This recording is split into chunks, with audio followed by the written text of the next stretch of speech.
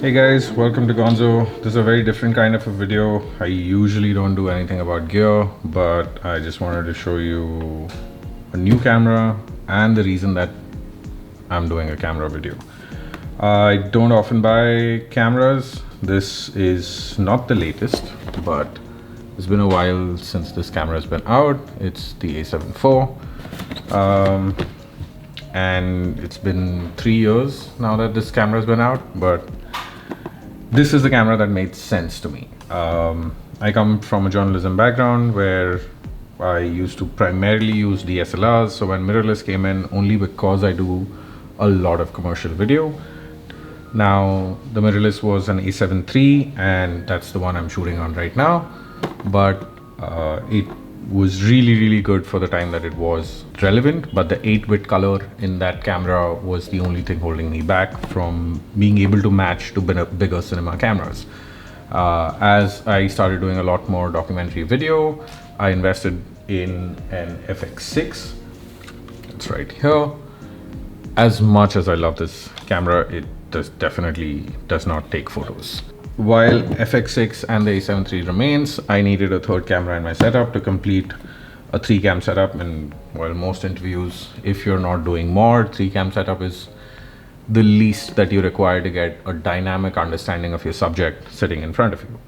So to fill in the gap between the A7 III and the FX6 is this camera that comes in right in between. It shoots 10-bit color. It's a few years older, but still has a great 36 megapixel sensor. And I'm really not talking about specs at this point in time, but just how these specs.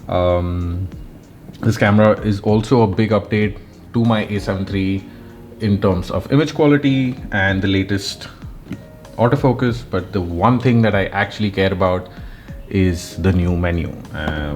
The menu system in Sony's have been absolutely horrible.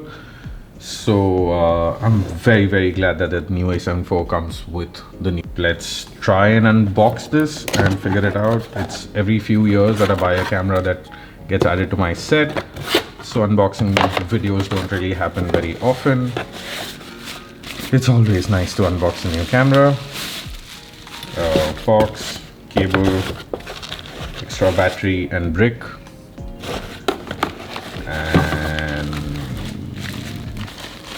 Strap, A7 III strap, along with the charging cables. I am getting extremely annoyed by my cable management right now because everyone's trying to switch to USB-C, but USB-C is also not standard, and then there's power cables and data cables, so keeping a track of it is becoming a nightmare. A strap that I will almost never use because I have peak design on almost all of my equipment.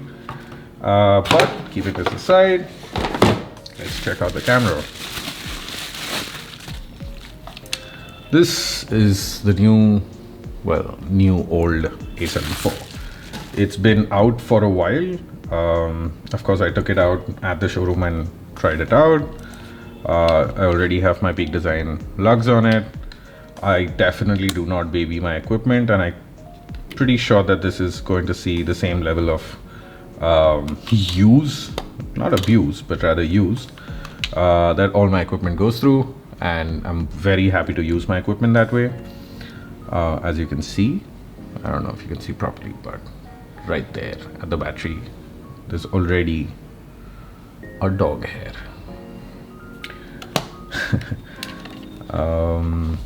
So this is the A7 IV. Absolutely love it. Now, of course, when you get a new camera, it's not just the cost of the camera, but a bunch of things that come along with it. So I hate this charger. I have a lot of third-party chargers that actually do a lot better job than the Sony chargers, but just because it came as a kit, I have another source to charge my batteries. Also got an extra battery. Well, the original battery of the camera was also in the box. I did not get 2 batteries in one. This is not a Kinder Joy situation. Really like the weather sealing of this camera. I've used my A7 III and almost paint has come off in the last 6 years, but it works like a charm. It's not given up on me. What I really like about the A7 IV is that this dial here is really nice to switch from photo to video, and slow and quick.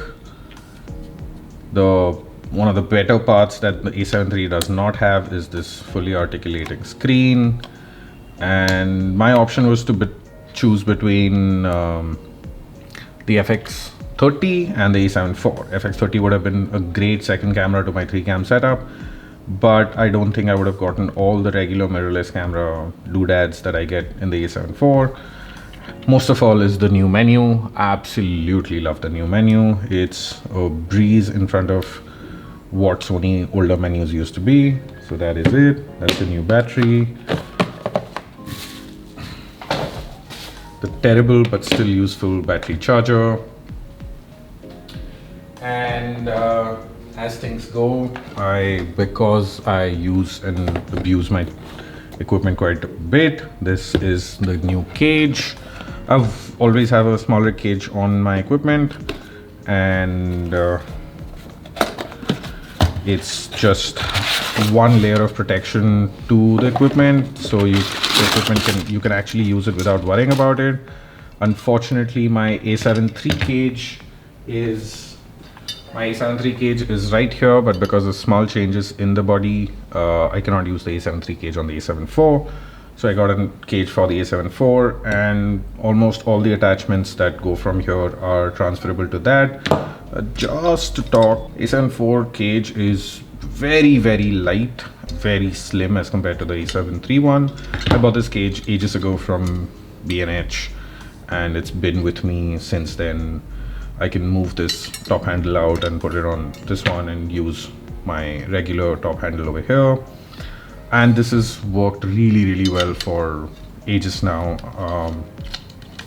This has taken a lot of hits and still managed to survive. So absolutely no complaints there. And the A7 IV meets the cage for the first time. It's a very snug fit, I must say. There you go. And what I really like about the small rig stuff is that all the tools that are required to set the cage and to use it are always provided within the equipment itself. So you can see this small little very handy tool. Looking for equipment or trying to find my Leatherman in the middle of a shoot is very time consuming and often a waste of time.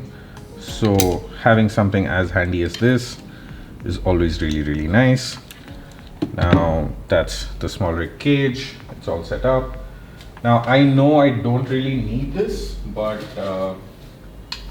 it's very useful for when you do. The cards are ridiculously expensive these days, especially the CF Express Type A card. So actually one of the cards that I got with my FX6 is its official Sony card, which is not in the camera, but the Sony ones are very expensive, but the Lexar ones do the job really well. So I'm glad to have this Lexar card, and I know it may not be as reliable as my Sony, but as long as I'm using it on an A7 IV and using it as my primary card, I don't think I'm concerned about missing frames as much as I would be while using this Lexar card on my FX6. So that slots in. I love the weather sealed battery cover and the card cover. This looks like a really nice setup and is infinitesimally smaller than what my A7 III kit used to be like. Just look at the size of that cage. So the card's placed in. Now I know I didn't really need one. This is my other Lexar card, but I was getting tired of my old card wallets. So I got this one from Polar Pro. Polar Pro makes some great lenses and lens filters. I have a ton of these plastic ones which are really nice, but once the hinges come off, you can't really trust on the weather sealing outside. This Polar Pro one, it costs 10 times as much as the plastic ones, but seals your cards really well, and it's got a slot for a bunch of CF Express cards. I don't think I'll ever have these many CF Express cards, but also holds my SD cards. and seals in like a cute little flask with a rubber seal, so I could probably go swimming with it and not damage my cards. This is my setup. This is going to be the B cam to the FX6, and now my Sony is going to become the C cam, so that we have a 3-camera interview every time I go to shoot one.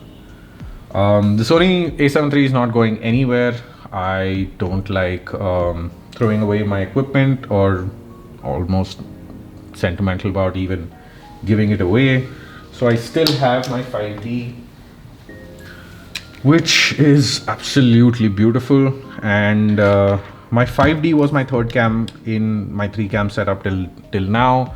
The 5D is now going to be retired to only photos. Of course, you see everything's been blacked out. There's no name, brands, anything like that. My a7 III also has the same. The Sony doesn't have it, the FX6, because I don't think blacking out a little bit of black tape on a fairly big cinema camera is going to make it any more discreet. But this might actually go the same route and be fully blacked out with a lot of black tape. But this camera is going to be now retired to only photos. I mean, it's seen better days. The flaps are gone, the dial on top is gone. Works perfectly well, but maybe should not expect too much out of this body anymore. It's not going anywhere, but it's just now my workhorse photo camera instead of expecting it to take videos.